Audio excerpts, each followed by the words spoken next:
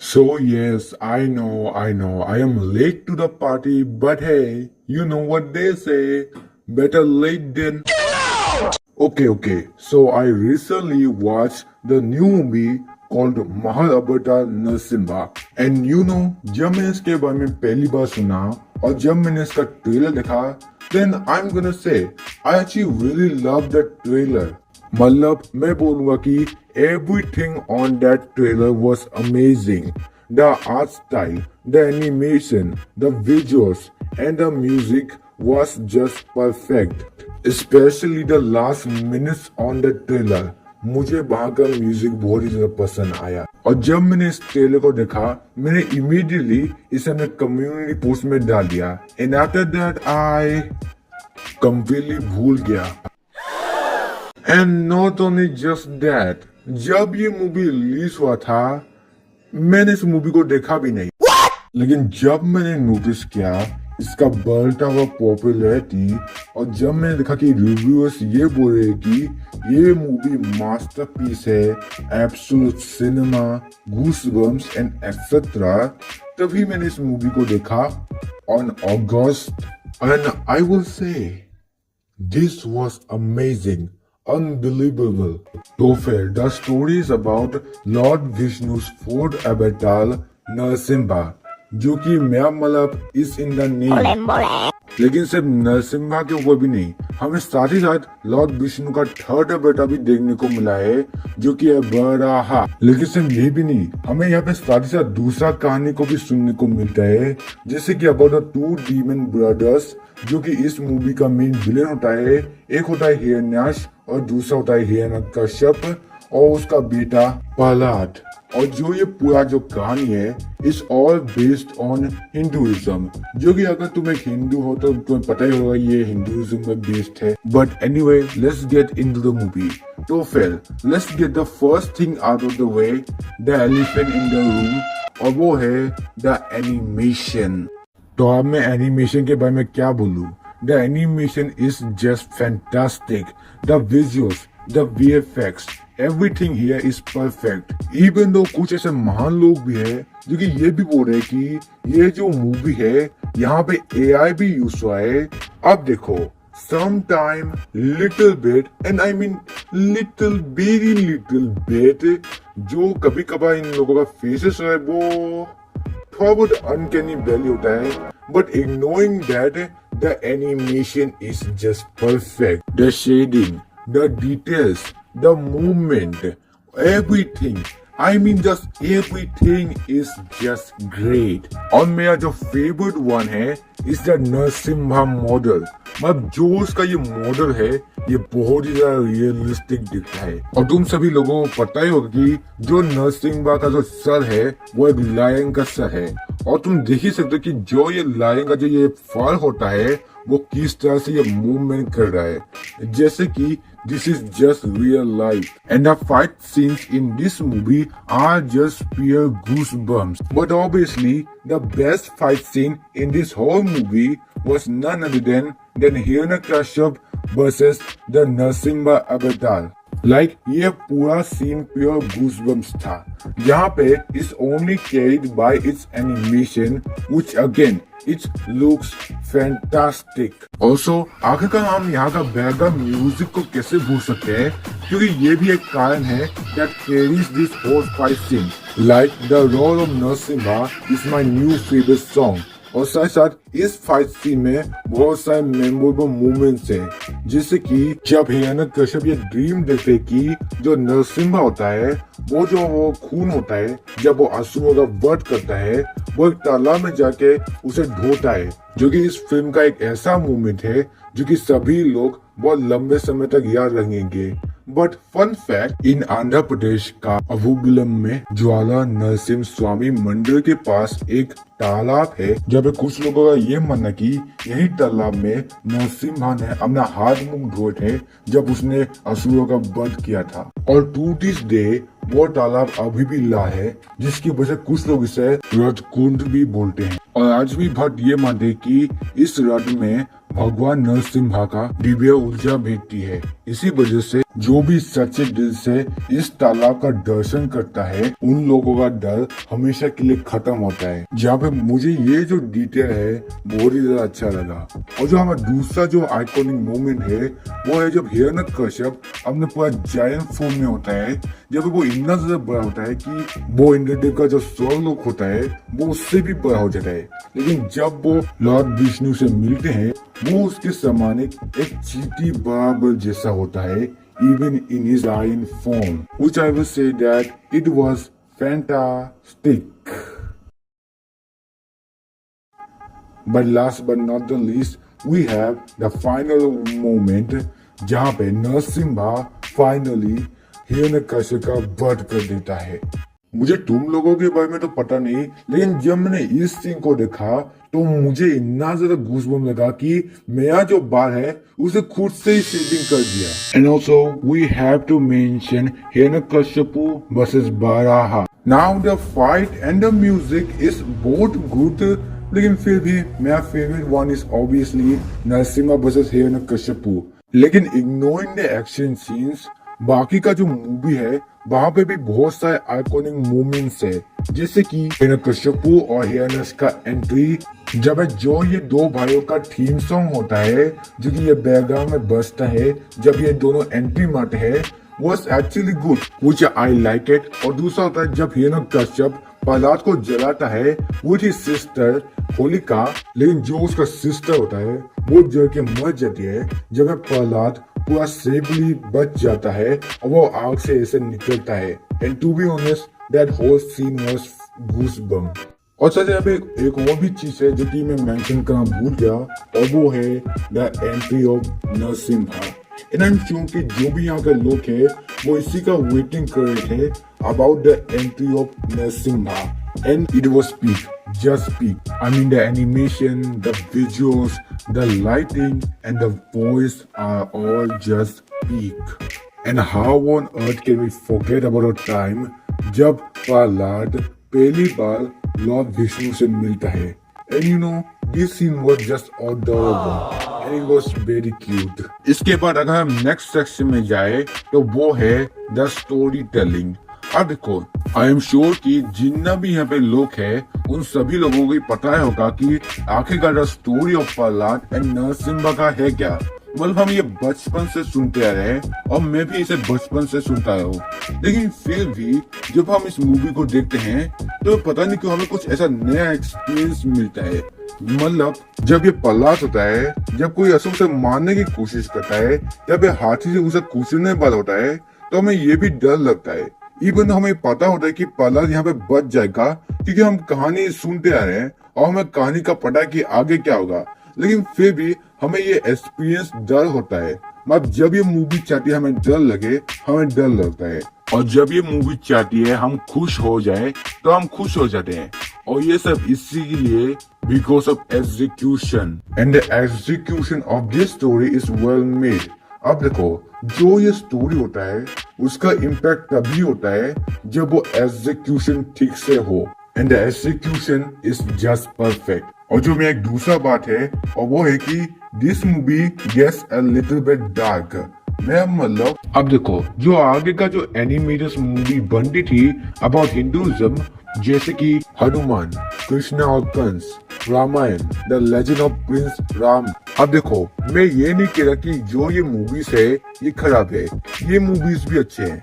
मैं कहने का मतलब ये है कि जो ये मूवीज है, इस मूवीज में कुछ एक लिमिट था, जैसे कि bright colours, simple tone and a simple narration, जो कि क्लियरली था कि ये बच्चे के लिए बनाया था। अब देखो, ज्यादा लोग तो नहीं, लेकिन ज्यादा जो इंडियंस होते हैं वो ये समझते कि जो एनिमेशन होता है वो बच्चों के लिए होता है। लेकिन जब महाबता नरसिम्हा आ गया तो भाई इस माइंडसेट को उसने तोड़ दिया, क्योंकि ये जो मूवी है इसमें बहुत सारे dark scenes, serious atmosphere, heavy dialogues and some gore. अब भले यहाँ पे कुछ ऐसे सीन्स भी है जो कि ब्राइट कलर्स है और कुछ ऐसा खुश वाला माहौल भी है, लेकिन मैं ये भी कहना चाहता हूँ कि यह मूवी बिल्कुल भी बच्चों के लिए नहीं बनाया गया है, क्योंकि यहाँ पे कुछ ऐसे सीन्स है जो कि मैं शो हो एक बच्चा को ट्रॉमा दे देगा। और यहाँ पे कुछ ऐसे गोर सीन्स भी है जो कि इतना ज्यादा भी खून खराबा नहीं है compare to Animal, garbage 4 and, लेकिन फिर भी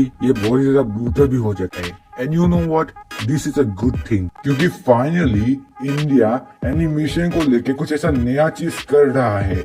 also about the go animation, क्योंकि पता नहीं क्यों जो यहाँ का ये गो एनिमेशन होता है, वहाँ पे जो ये खून खाना वाला सीन होता है, वहाँ पे जो ये ब्लड होता है, मुझे पता नहीं क्यों इस ब्लड को ये ब्लड नहीं लगता मुझे। अब देखो, ये मेरा कोई नेगेटिव पॉइंट नहीं है, ये बस एक चीज है जो कि मैं बोल रहा हूँ कि जो कि मुझे फील हो रहा है, और वो है कि जो यहाँ का जो ब्लड है ये मुझे ब्लड जैसा दिख नहीं रहा, ये मुझे more of juice and jelly कुछ जैसा दिख रहा है। मतलब देखो इसे, क्या ये तुम्हें थोड़ा ये जूस और जेली से कुछ ऐसा वाइब नहीं दे रहा? और ये तो मुझे देखने में क्लेडो जैसा लग रहा है। अब देखो, ऐसा भी नहीं है कि जितना भी यहाँ पे खून है वो सभी के सभी मुझे जूसी लग रहे हैं। हाँ, मुझे ये भी लगता है कि ये खून ही है, लेकिन पता नहीं क्यों मुझे ये भी लगता है कि ये खून जूस जैसा दिखता है। और मैं भी जानना चाहता हूँ कि क्या तुम लोगों को भी ये दिख रहा है क्या, सिर्फ मैं ही यहाँ का वैम्पायर हूँ? ऑल्सो ये मूवी तो अच्छा है, लेकिन यहाँ पे कुछ ऐसा चीज है जिसे देख के मैं कंफ्यूज हो गया था फर्स्ट, और बाकी सभी लोग कंफ्यूज हो गए थे, और वो था कि आखिरकार क्लाइमेक्स में सबरपटर कहाँ गया। Now in the original movie, जब नरसिम्हा हिरण्यकश्यप को मार देता है, उसका जो गुस्सा होता है वो तभी भी शांत नहीं होता, जिसकी वजह से वो पूरी दुनिया को डिस्ट्रॉय करने में लगता है। और जितना भी वहाँ पे देवी देवता थे वो सभी नरसिम्हा क्रोध से डरने लगते हैं, और किसी के पास भी नजर ताकत नहीं था कि वो नरसिम्हा के पास आगे जाए और उसके क्रोध को शांत करे। लेकिन फिर प्रहलाद आता है जो कि नरसिम्हा का जो क्रोध है वो उसे शांत करा देता है। लेकिन इसका एक डिफरेंट कहानी भी है, कि जब नरसिम्हा का क्रोध बहुत ज्यादा बढ़ जाता है और वो पूरे यूनिवर्स को डिस्ट्रॉय करने लगता है, और जितना भी वहाँ पे देवी देवता थे वो सभी के सभी नरसिम्हा का क्रोध से बहुत ज्यादा डरे हुए थे। और इवन गॉडेस लक्ष्मी जो कि विष्णु का वाइफ है, वो भी अपने पति के क्रोध से डर जाती है, जिसकी वजह से सभी देवी देवता शिव जी के पास जाते हैं उससे मदद मांगने के लिए। तभी शिव जी जो होता है वो एक अवतार लेते हैं, और वो होता है सर्वावतार, जो कि आधा शेर, आधा पंछी एंड आधा इंसान का एक रूप था। और शिव जी ने इस अवतार को लिया ताकि वो नरसिम्हा जी का जो क्रोध है वो उसे शांत करा सके। और ये भी माना जाता है कि इन दोनों अवतार में बहुत ज्यादा खतरनाक युद्ध हुआ, लेकिन एट द एंड सर्व अवतार जीत जाता है और नरसिम्हा का जो क्रोध है वो उसे खत्म कर देता है। लेकिन इन दिस मूवी हमें वो इसलिए नहीं दिखाया जाता क्योंकि ये जो रेफरेंस है इज टेकन फ्रॉम भगवत पुराण, जब सर्व अवतार का मेंशन होता है इन शिव पुराण। ऑल्सो आई होप दैट जो भी लोग कंफ्यूज थे अभी उन लोगों का कंफ्यूजन अभी दूर हो गया होगा। और साथ ही साथ ये फर्स्ट टाइम है जब एक सिनेमा घर एक पूरा मंदिर बन चुका है because of A one movie, जहाँ पे लोग अपना चप्पल जूता सिनेमा घर के बाहर खोल रहे हैं बिकॉज ऑफ ए मूवी, जहाँ पे इवन साधुस भी अपने नियर बाय सिनेमा घर पे जा रहे हैं in order to watch this movie. And to be honest, it's deserved because this movie is just that good. And my overall review, 12 out of 10. This movie is truly the महान। और साथ ही साथ जिन लोगों को नहीं पता, मैं बता देता हूँ कि ये जो मूवी है, इस मूवी के पास एक पूरा सिनेमैटिक यूनिवर्स है, जहाँ पे जो भगवान विष्णु का और 10 अवतार है वो उससे भी दिखाएंगे। और ये जो सिनेमैटिक यूनिवर्स है ना, ये बहुत ही लंबे समय तक चलने वाला है। मतलब इतना कि तुम पूरा बुरा हो जाओगे, लेकिन ये सिनेमैटिक यूनिवर्स तब भी खत्म नहीं होगा। और मुझे ऐसा भी लगता है कि जो मार्वल, डीसी और दूसरा जो सिनेमैटिक यूनिवर्स है ना, वो तो खत्म हो जाएंगे, लेकिन ये अभी तक चलता ही रहेगा। जब ये पूरा 2037 में खत्म होगा, जब इसका सिर्फ 7 मूवीज आएगा, जो कि है महाबता नरसिम्हा जो कि अभी अभी आया है, और उसके बाद है महाबता परशुराम जो कि आएगा इन 2027, जहाँ पे ये होगा अबाउट परशुराम लॉर्ड विष्णु का 6th अवतार। उसके बाद महाबता रघुनंदन जो कि आएगा इन 2029, जो कि होगा about Shri Ram the 7th अवतार ऑफ लॉर्ड विष्णु। उसके बाद हमें महाबता द्वारकाधीश देखने को मिलेगा इन 2031 एंड महाबता गोकुलानंदन इन 2033। और ये जो दोनों मूवी है इट्स अबाउट आवर छोटा नटखट माखन चौल लॉर्ड कृष्णा द 8th अवतार ऑफ लॉर्ड विष्णु। उसके बाद इस सिनेमैटिक यूनिवर्स का इन्फिनिटी वॉर कल्कि पार्ट 1 जो कि आएगा इन 2035। फिर इस सिनेमैटिक यूनिवर्स का एंड गेम कल्कि पार्ट 1 जो कि आएगा इन 2037, और ये होगा अबाउट कल्कि Lord Vishnu stand and last अवतार, जो कि एक लॉर्ड विष्णु का एक ऐसा अवतार है जो कि अभी तक आया नहीं, लेकिन ये है कि ये फ्यूचर में एक दिन आएगा इन कलयुग और जितना भी भावे पापी लोग है वो सभी को मार लेगा। अब देखो यहाँ तक लगे तो ये सिनेमैटिक यूनिवर्स ठीक है, लेकिन जो मेन बात है जो कि मुझे अभी तक बॉर्डर कर रही है, और वो है ये कि ये जो दो कृष्णा वाला जो मूवी है और इसका जो ये फर्स्ट वाला जो है महाबता द्वारकाधीश, ये जो है ये कृष्णा का अडल्टहुड दिखाएगा जब वो महाभारत में था, और जो ये सेकंड वाला है महाबता गोकुलानंदन ये कृष्णा का चाइल्डहुड में लगा। और यही पे मेरा एक प्रॉब्लम आती है कि आखिरकार तुम सबसे पहले कृष्णा का अडल्टहुड क्यों दिखा रहे हो जब वो महाभारत में था, जहाँ पे इन द सेकंड मूवी तुम कृष्णा का चाइल्डहुड दिखाया हो। Like wouldn't this make more sense अगर तुम सबसे पहले महाबता गोकुलानंदन दिखाओ जो कि कृष्णा का चाइल्डहुड है, तभी तुम दिखाओ महाबता द्वारकाधीश जो कि कृष्णा का अडल्टहुड है। अब देखो मैं ये तो नहीं बोला कि मैं इसे अच्छा कर सकता हूँ, ये बस एक ऐसा थिंग है जिसे मुझे अभी तक समझ नहीं आया कि आखिर क्यों ये सबसे पहले कृष्णा का अडल्टहुड दिखाने हैं उसके बाद उसका चाइल्डहुड दिखाने हैं। I just don't get it, can someone please explain it. और साथ ही साथ इस सिनेमैटिक यूनिवर्स का कुछ ऐसा कॉमिक्स भी आएगा जो कि चलेगा पूरा 1 तक लेके 100 इश्यूज, जब ये हो भी सकता है कि हमें लॉर्ड विष्णु का मत्स्य अवतार जो कि उसका फर्स्ट अवतार है और कूर्मा अवतार जो कि लॉर्ड विष्णु का सेकंड अवतार है। और साथ ही इस सिनेमैटिक यूनिवर्स में एक गेम भी आएगा जिसका नाम है महाबता ब्रह्मांड, जो कि अभी तक ये तो पता नहीं चला कि आखिर इस गेम में होने क्या वाला है, but overall I am pretty excited for this cinematic universe. और ये साथ ही साथ एक और सिनेमैटिक यूनिवर्स है that I care about, the other one being स्त्री यूनिवर्स। और साथ ही साथ ये जो सिनेमैटिक यूनिवर्स है ना इसे फुल्ली सपोर्ट करो, और जो इसका ये मूवी है ना, जो इसका स्टार्टिंग मूवी महाबता नरसिम्हा, इसे भी सपोर्ट करो, और जो इसका मूवी है इसे थिएटर में जाके देखो, it's actually pretty good. Like the animation, the dubbing, the VFX, everything are just good. और इसका जो म्यूजिक है ना मुझे पता नहीं की जोर नहीं है, मतलब तुम इसे सुनो पहले।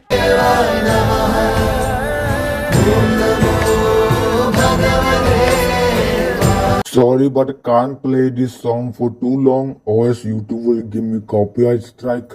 But no, seriously, watch this movie. This is just great.